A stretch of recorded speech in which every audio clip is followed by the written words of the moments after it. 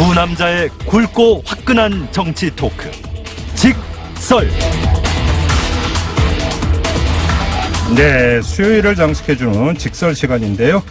자, 강훈식 민주당 의원 모셨습니다. 어서 오세요. 네, 안녕하세요. 네, 정두원 전 의원께서는 지금 바로 오고 계신 것입니다. 조금 이따 바로 인사드리도록 하고요. 네. 먼저 강훈식 의원하고 네. 이야기 좀 나눠보도록 하겠습니다. 네. 급하게 오셨죠? 네, 네. 이 약간 시간이 바뀌어가지고. 예. 네, 급하게 서둘러 왔습니다. 이게 이제 이 생방이 아주 묘미이기도 하고. 네. 그리고 이 시간대가 퇴근 시간이라서 맞아요. 또 이렇게 늦을 수 있는 상황들이 좀 생깁니다. 그리고 이제 종종 여기 상암동으로 진입하기 연세대 앞에서 이렇게 오다 보면 성산로라고. 네, 거기가 네. 이제 돌발적으로 막히는 경우가 종종 있어요. 맞습니다. 그래서 이제 좀 접근하기 힘든 네. 이런 경우 종종 있습니다. 우리 애청자 여러분들 양해 부탁드리도록 하겠고요. 자, 먼저 이 풀기 삼아서 이전부터 좀 여쭤봐야 될 것 같은데요. 요즘 화제 인물이 누군지 알고 계시죠? 이현주 의원. 요즘에 예, 완전히 뭐 핫하신 분이죠. 핫하다. 네. 떴다는 표현은 안 하시네요. 제가 볼 때는 그게 좋은 건지 몰라서 떴다라고 표현하기는 그런데 핫하긴 합니다. 뜨겁긴 하다. 네. 아무튼 이현주 의원의 요즘 행보라기보다는 변화라고 하는 게 그러니까 더 구체적일 것 같은데. 네. 이현주 의원의 변화 어떻게 평가하세요? 이제 개별 의원을 같이 국회의원하고 있는데 이렇게 평가하기는 참 쉽진 않은데요. 네. 그냥 자연스럽게 좀 몇 가지만 제가 드는 생각만 말씀을 드리면 네. 최근에 자유한국당 청년위에서 개최하는 데 가갖고 이러저런 본인 의사를 이야기하셨잖아요. 그중에 이런 표현이 나오는데 원 오브 댐이 되지 않을 거다 이렇게. 네. 근데 제가 볼 때는 원 오브 댐입니다. 어떤 점에서요? 그러니까 사실은 아주 냉정하게 이야기하면 네. 이현주 의원이 주장하시는 게 반문을 외치고 네. 여권에 날을 세우고 있으며 네. 박정희 전 대통령을 찬양하잖아요. 천재라고 했죠. 예. 이 이야기는 한국당 모든 의원이 같습니다. 그 이분이 지금 밖에 있기 때문에 이 말이 소위 핫하게 주목받는 것이지 네. 이게 새로운 노선이나 네. 새로운 지향이나 방향에 대한 걸 가지고 우리가 토론해보자 보수가 거듭나야 된다고 나는 생각한다. 네. 이런 게 아니라 기존에 해왔던 이야기들 본인이 했다라는 거예요. 그러니까 그렇게 보면은 뭐 그게 대단한 일은 여기 아마 한국당 의원님을 모셔놓고 반문 아니신 분 손들어 보라면 없을 거고요. 박정희 전 대통령을 찬양하시는 거 이것도 범보수는 모두 그렇습니다. 기본적으로. 다만 이제 이게 좀 더 디테일하게 들어가면 이 전략이 통할 거냐. 아무 전략이 아니죠. 모두 다 하는 이야기인데 그 당에서는. 네. 그렇기 때문에 제가 볼 땐 이건 결국은 원 오브 댐이다. 이렇게 생각이 근데 듭니다. 그 이현주 의원은 나는 보수가 아니라 신보수다 이렇게 주장하던데. 그럼 뭐가 새로운지를 우리가 설명해야 되잖아요. 그러니까 그래서 제가 물어봤어요. 구보수와 신보수를 그럼 가르는 건데 기준이 뭐냐 그랬더니 네. 권위주의라고 하던데요. 지금 그러니까 이제 그런 부분에 저희가 설득력이 좀 떨어지고 있고 네. 이 와중에 우리 정두원 의원님이 오셨습니다. 아, 네. 자, 정돈 의원님. 그래도 잠깐 호흡은 고를 시간을 좀 드려야 되는데. 그러시죠. 네, 어서 오십시오. 예, 괜찮습니다. 계속하세요. 네. 아니 이현주 의원 이야기하고 있었는데 네. 그러니까 저는 본인이 신보수라고 이야기할 거면 새로운 질서를 형성하겠다 이렇게 말했는데 구체적인 정책과 전략이 있어야 됩니다. 제가 볼 땐 그냥 냉철하고 합리적인 방안 없이 상대를 비난한다고 해서 질서가 새로 형성되지 않는다. 네. 이렇게 단언하고 싶고요. 네. 과거의 진보 진영도 뭐 박근혜 전 대통령을 비판하거나 이럴 때 그렇게 비판만 해서는 힘이 되지 않았다라는 좀 말씀드리고 싶고요. 어쨌든 무상급식을 내놓든지 아니면 뭐 경제민주화에 대한 것을 어디가 가져갔든지 이런 쟁점들 가운데서 새로운 질서, 변화된 보수의 모습 이런 것들을 좀 보여줄 텐데 저는 그런 면에서 보면 이현주 의원한테 좀 아쉽다 이런 생각 듭니다. 강훈식은 꼭 여쭤보고 싶은 말이 하나 더 있는데 그럼 좀 이따 여쭤보고 정도원 의원님은 이현주 의원의 요즘 그 변화상에 대해서 어떻게 평가하세요? 곰곰이 생각해 봤어요. 네. 근데 저는 좋게 생각하게 되더라고요. 어떤 점에서? 왜냐하면 편하게 갈 수 있는 길을 지금 힘들게 가고 있거든요. 예. 왜 그럴까? 예. 지금 더불어민주당 잘 나가고 여당이고 지역구도 그게 좋은 지역구거든요. 더불어민주당한테. 예. 예. 근데 왜 저럴까? 솔직한 거죠. 그러니까 원래 이제 자기는 태생이 보수였는데 어떻게 하다 보니까 국회의원이 더불어민주당으로 됐어요. 네. 그러니까 영 안 맞는 거예요. 제자리 찾아가는 중이다. 예, 그러니까 이제 솔직한 것 같아요. 네. 그래서 자기는 자기 그 성향에 맞게 네. 정치를 하겠다. 그래서 그렇게 저렇게 가는 거 아니에요? 아니 그러면 바로 가지고 왜 국민의당 찍고 바른미래당 찍고 이렇게 그렇게 할까요? 아직 자유한국당 간 건 아니니까. 아직 덜 솔직해졌나 보죠. 그때까지 바른미래당. 근데 어쨌든 요새 뭐 기행을 보이는 이제 정치인들도 꽤 있잖아요. 네. 이런 건 기행이 아니라 노선의 문제니까 네. 우리가 그렇게 뭐 나쁘게 얘기할 필요는 없고 그리고 지금 국회의원들, 특히 자유한국당 국회의원들은 뭐 발언도 안 하고 조용하잖아요. 네. 그리고 국회의원이 저렇게 그냥 움직이는 거는 저는 나쁘다고 생각하지는 않고. 근데 저는 네. 이 말씀은 한국당 입장에서는 그렇게 볼 수 있어요. 예. 이게 무슨 말이냐면 이현주 의원을 영입하는 거는 그럴듯하죠. 왜냐하면 사실 한국당이 그동안 조윤선, 이해운, 뭐 나경원 이렇게 트로이카 시대다 뭐 이렇게 네. 한 때가 있었는데 네. 그 뒤로 이렇다 할 만한 여성 정치인이 없는 게 사실이거든요. 이 정도의 전투력을 보여준 분이 그간에는 없었던 거죠. 물론 뭐 전희경 의원이라든지 몇 분 계시긴 합니다만. 네. 그래서 제가 볼 때는 근데 저 핵심적으로 저는 이야기하고 싶은 이야기는 신보수의 질서를 세운다라고 이야기하는 것 자체가 결국은 크게 나중에 감흥이 없을 거라고 보고요. 비슷한 사례도 있었어요. 우리가 누구? 실명 톡하기는 좀 그렇긴 한데 조경태 의원님도 사실은 그 문제 제기를 그렇죠. 굉장히 강력하게 하시고 한국당에 가신 거예요. 발걸음의 그 궤적이 비슷하죠. 그리고 나서도 그때도 사실은 사선 의원이라서 좀 기대감도 있었던 부분이 있었어요. 네. 그래서 사실은 이런 부분에 대해서는 조금 더 하여튼 좀 더 지켜봐야 되겠습니다만 아직까지는 저는 큰 감흥은 없다. 저는 이렇게 봅니다. 제가 마지막으로 강훈식 의원께 이 문제와 관련해서 마지막으로 드리고 싶었던 질문이 하나 있는데요. 한때는 같은 당이었지 않습니까? 네. 내 이럴 줄 알았다라는 생각을 하십니까? 그 부분이 더 아쉬운데 네. 사실은 그 말씀하신 내용 중에 운동권 정당이라서 내가 뭐 소위 반문 이거 안 된다라고 생각했다. 네. 이런 기사들이 많이 나오시던데요. 네. 그렇게 그분이 그런 것들을 극복하기 위해서 여기서 싸우고 노선을 바꾸기 위해서 투쟁하고 내부적으로 예를 들면 뭐 소위 네. 사상 논쟁이라든지 네. 쟁점 논쟁을 하고 간 기억은 없습니다. 같은 당에 있다가 그러게요. 그 경선에서 경기도당 위원장 경선에서 전해철 의원한테 패배하고 네. 그냥 어느 순간에 그냥 무조건 난 안 돼 저쪽은 약간 네. 이런 식으로 넘어간 것 같지 민주당이 구체적으로 뭐가 문제고 난 이게 한계였다라는 걸 내부에서 치열하게 싸웠던 기억은 전 나지 않습니다. 어쨌든 우리 프로에서 네. 얘기가 된다는 것 자체가 의미가 있는 거 아니겠어요? 지금 국회의원 300명인데 다 이름도 잘 몰라요. 사람들이 누가 누군지. 그렇죠. 우리 네. 프로에서 그러니까 좋은 말씀하셨어요. 존재감이 있는 거죠. 네, 알겠습니다. 이 정도는 이풀기 토크였는데. 네. 다음 이 얘기가 더 핫한데요. 전원책 조강특위 위원이 해촉이 됐습니다. 정돈 의원님. 네. 내 이럴 줄 알았다라고 혹시 말씀하시겠습니까? 뭐 그렇게 비슷하게 얘기했잖아요. 종쳤다고 얘기했는데. 그렇죠. 네. 네, 고유의 표현입니다. 종쳤다. 네. 누군 나하고 저한테 이름을 바꾸라 그러더라고요. 종철로. 정종철로. 그 개그맨 중에 정종철 씨라고 계십니다. 있었죠. 조그맣고. 네. 맞박이. 예. 네, 맞아요. 거기다 비교하지 마시고. 근데 네. 기자회견 한다고 해서 사실 굉장히 관심을 많이 가졌는데 네. 별 내용은 없더라고요. 그러니까요. 근데 네. 뭐가 제일 인상적이었냐면 뒤에 그 플래카드가 인상적이었어요. 전원책 변호사 기자회견 몇 월 며칠 네. 뭐 어디에서 사실 기자회견 뭐 당대표 기자회견도 아닌데 그런 거 본 지 오래됐어요. 지금 굉장히 뭐라 그럴까 좀 어색하고 좀 그래요? 낯설더라고요. 그러면 그 현수막에서 무엇을 읽으셨습니까, 의원님? 정치를 하는 걸 느꼈죠. 전원책 변호사가? 네, 정치를. 그 말씀 하시신 거죠. 네. 정치를 하고 있다. 네. 기자회견, 기자 간담회 네. 그 자체도 그러면 어떤 정치인 겁니까? 그러니까 이제 뭔가 스타일이 구겼잖아요. 네. 이제 잘린 거니까. 네. 그러니까 이제 그거를 이제 만회하려고 하는 기자회견을 한 거죠. 만회. 네. 알겠습니다.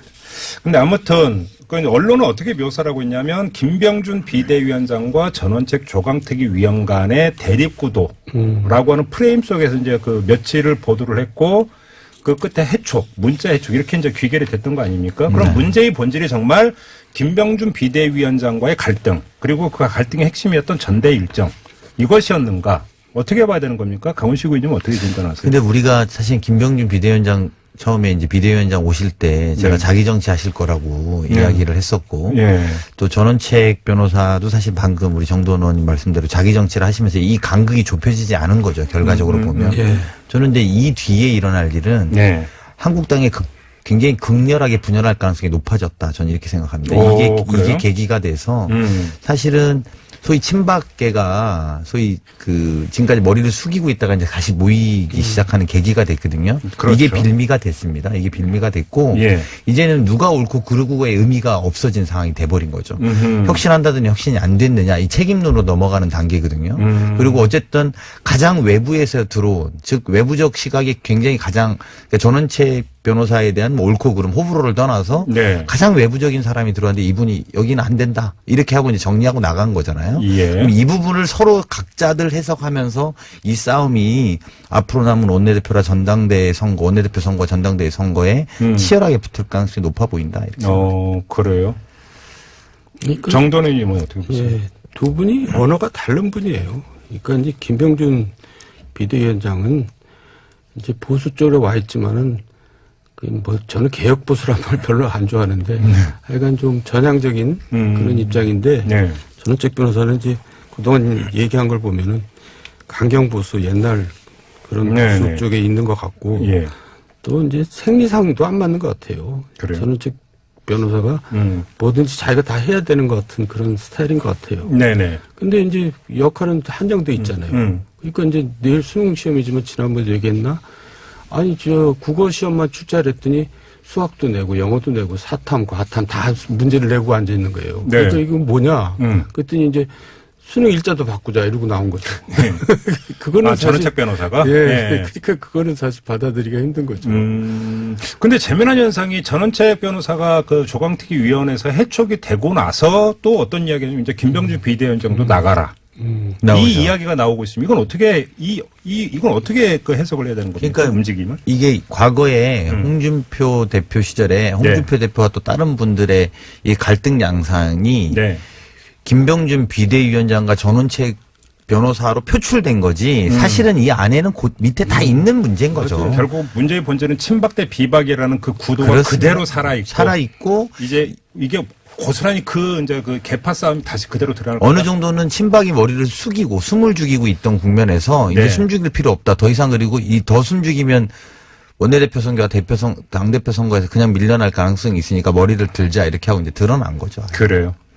지금 정도원 님도 지금 강훈식 의원의 진단에 동의를 하시고. 그렇죠. 그러니까 표현을 좀 쉽게 표현하면은 그동안 간을 본 거예요. 간을 보다가. 야, 저 사람 뭘 할까? 뭐 하나? 두고 봤더니 이제 3개월 동안 하신 게 비전과 좌표 설정한다고 다니셨거든요. 그러니까 이제 별거 없구나. 이제 깔보는 거죠. 네. 그러더니 또 자기네끼리 또 자중질환을 일으키네.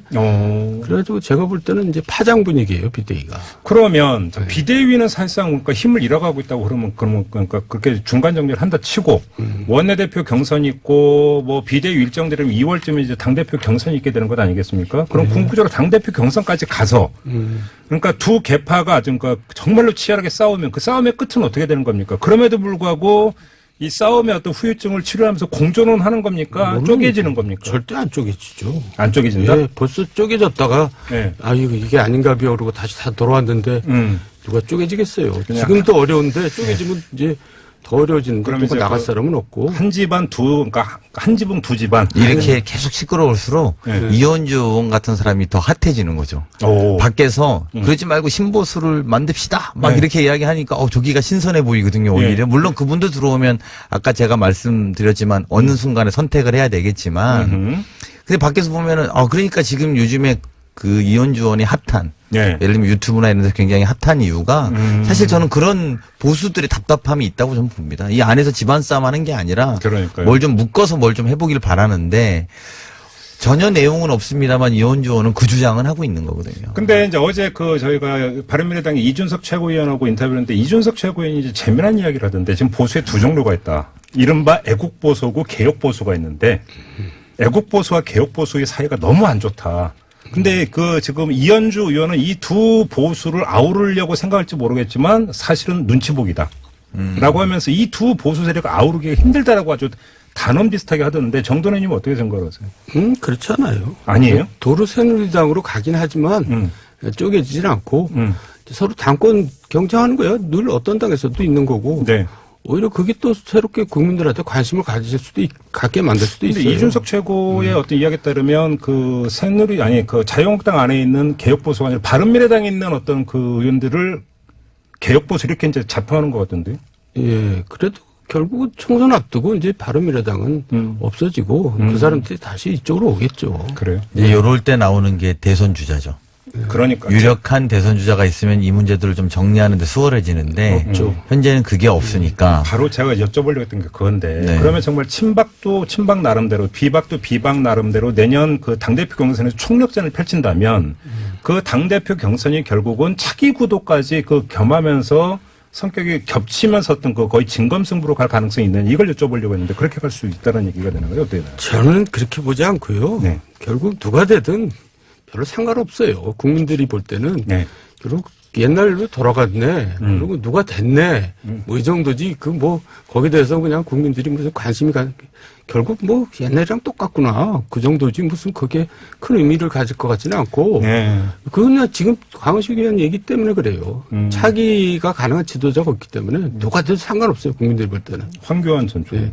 그러니까 그렇죠. 본인들은 치열하겠죠. 본인들은 네. 정말 진검승부 더군다나 어쨌든 2월 달하면 공천권을 가지는 그 당대표가 될 거기 때문에 본인들은 치열할 텐데 네. 국민들 눈에는 정도원 의원님 말씀대로 야, 그 사람이 그 사람인데 달라진 게 뭐지? 뭐가 앞으로 변한다는 건지 이 시그널을 못 줄 가능성이 많고 네. 그거를 그나마도 이 김병준 비대위원장 호에서 좀 주기를 바랬었는데 그게 지금 사그라들고 있는 형국인 거죠. 그래서인가요? 9901님의 문자 주시기를 박터진 지가 언제인데 아직도 친박 비박 인주 이런 문제. 그러니까 누가 되더라도 지지율에 변동은 없을 거다 그 얘기예요. 알겠습니다. 아무튼 그 지금 중간 정리하면 혁신 내지 쇄신은 정돈 의원님이 즐겨 쓰는 표현으로 종쳤다. 네. 여기는 두 분도 이제 같은 의견이죠. 이 총선 지나야지 가능할 거예요. 알겠습니다. 다음으로 가죠. 지금 자유한국당과 바른미래당의 두 원내대표가 어제 조국 민정수석의 해임을 요구하면서 아니면 국회 일정에 협조할 수 없다고 선언을 했습니다. 이거 급작스러운 겁니까? 아니면 좀 그 예고가 됐던 겁니까? 강훈식 의원님 어떻게 됐던 거예요, 이게?